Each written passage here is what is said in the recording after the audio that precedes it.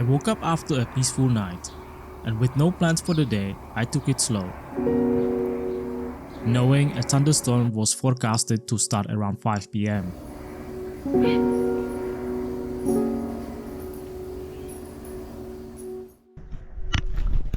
So good morning, it's 8:30. There are fishermen already coming in, and there were teenagers riding a buggy through this track, so it was quite loud.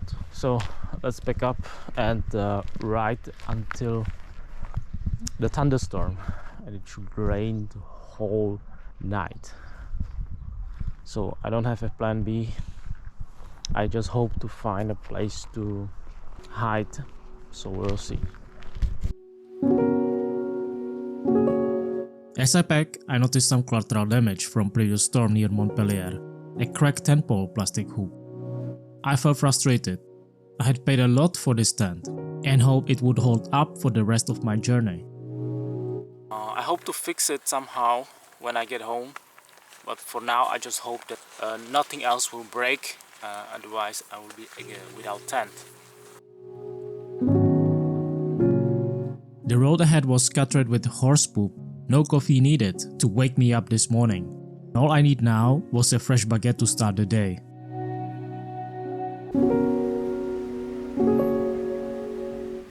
Seven hours until thunderstorm. I think I'm going to buy a baguette here. Looks like a nice town. Then I stopped in Villeneuve de Béziers, where I picked up fresh baguette and enjoyed it by the river with some 3-day-old Camembert. At just €35, it was the best moment of the day. As I reached Beziers, I decided to skip the city center and continued along the scenic path by the river.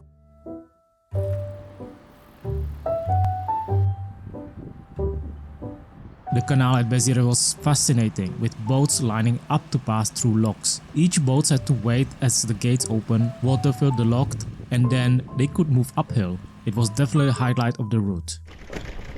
Oh my god, this is really hard to ride. So the boat have to wait 20 minutes for those gates to do its thing, so they can pass the canal and the next few kilometers again.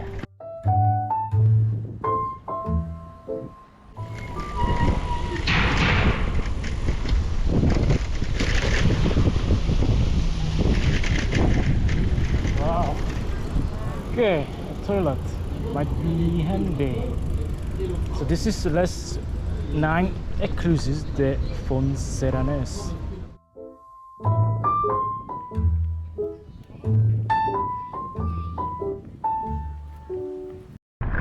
So this is Camembert, a small village along the canal.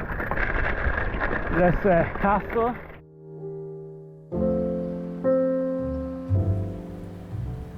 However, the road further along the canal was bumpy and rocky.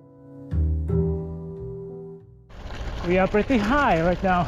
There are fields on the left and the canal on the right, which means this canal is man-built. It's not natural. We are still like 5 kilometers far from Capestang.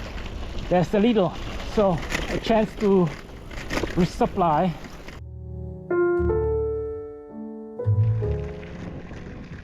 After that, I decided to ditch the narrow single track along the canal and take the car road instead. The scenery was pretty much the same and I was moving slowly, so it felt pointless to stay on that route.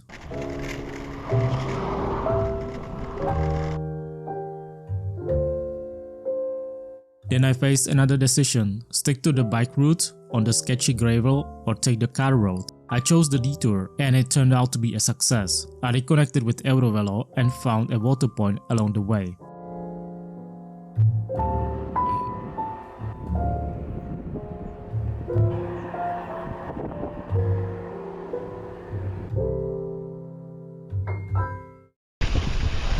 So I'm on my way to Narbonne.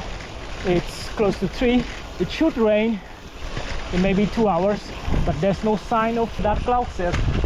And I think Narbonne is my last chance to take a cover from the worst if it culminates at 8 p.m., my best bet would be to find a shopping mall or a Burger King, sit there tight, and when the rain stops, just open a camp somewhere. What a nice square, man. Wow. When I arrived in Narbonne, it was crowded with tourists, and I wish I had more time to explore, but I prioritized Burger King to recharge my devices and monitor the weather. Hotel for police. Do I need a badge to get a booking here? Looks quite fancy. Again, I will repeat myself, but Narbonne is such a beautiful city. There are museums left and right. At Burger King, I watched the weather change outside.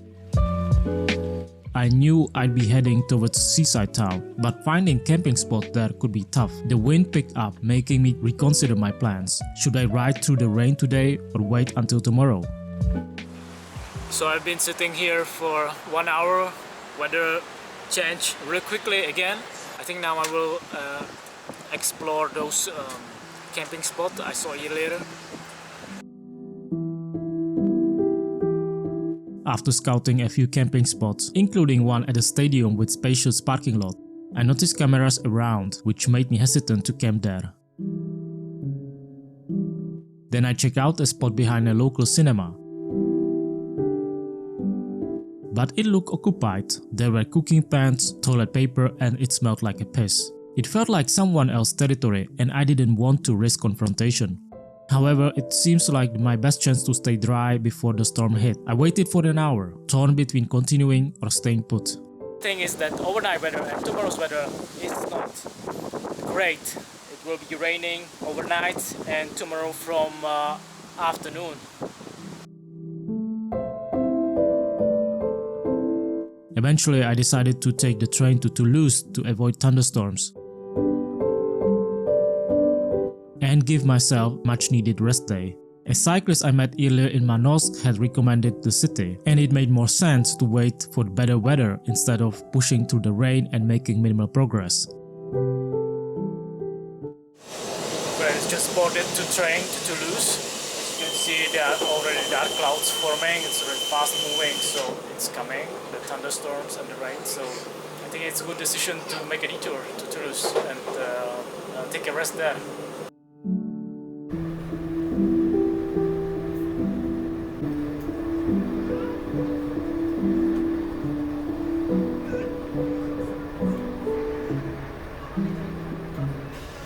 Got to Tolouse. It's 9.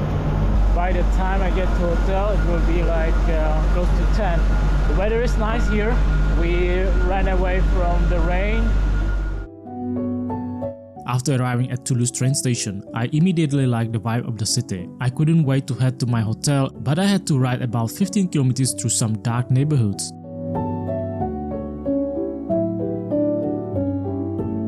So this is it, Campanella. Where's the reception?